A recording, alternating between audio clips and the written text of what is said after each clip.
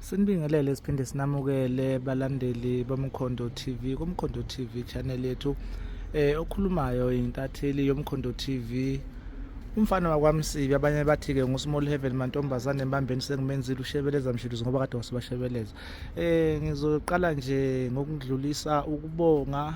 okukhulu ngokubambisana kwethu nani imphakathi waseMkhondo namaphethelo emva kwesimo esibi sasehlela kokulimala kwamfowethu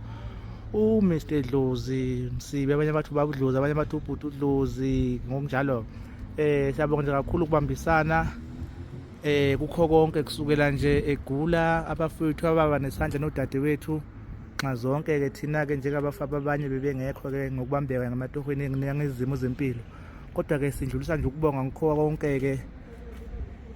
okwakwenzeka ke sasikubona ke futhi ke sakuthokozela kakhulu.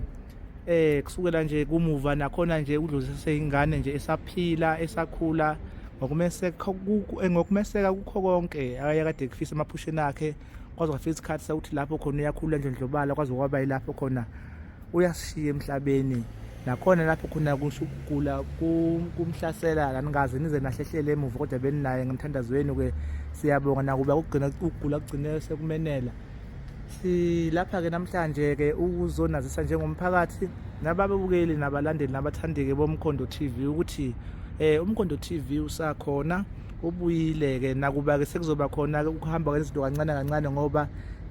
sisanda kulungisa izinto nje nathi ngomndeni, phinde futhi sixolise kakhulu ukuthi sithathe isikhathi eside kangaka ukuthi sivele kini ke ngenxa yinkinga ke nathi ke ngoba safuna khona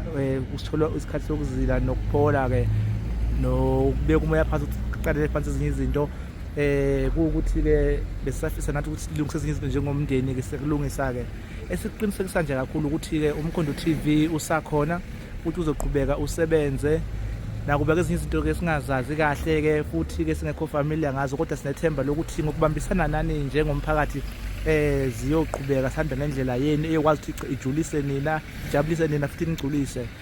njengabalandeli ke boMkhondo TV. Nathi ke isifiso sethu ukuthi siqhubeke lapho khona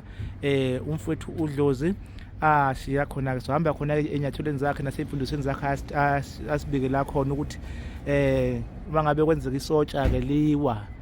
lawa asela sosala eqhubeka lapho ke emsebenzini yakhe emihle ke angifisi ke ukuthi ngande kakhulu ke, kodwa ke yilokho bengifuna ukuthula nje ukuthi uMkhondo TV usazoqhubeka usebenze nakuba kuzoba nezinguquko ezikhona ke futhi, kodwa ke hayi ezo affecta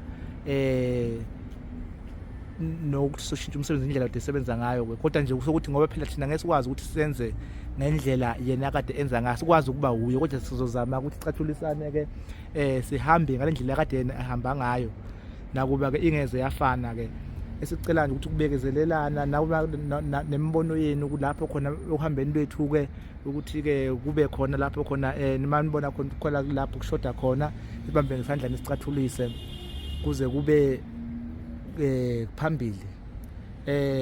ngokwenguquko nangoshintsho ke nangezinye izinto ezizokwedeka noma ezizokwengezeka. Siyawubuya ke sinazise khona lapha epagini ke makukhona futhi mhlambe abafisa nokubeka uvu noma nosizo lunye besithumelela khona i-email yakhona lapha, kodwa ezinye izinto enjengalezo ke nezinombolo soqhubeka sikufaka nje emapostini lapha ke. Siyabonga kakhulu.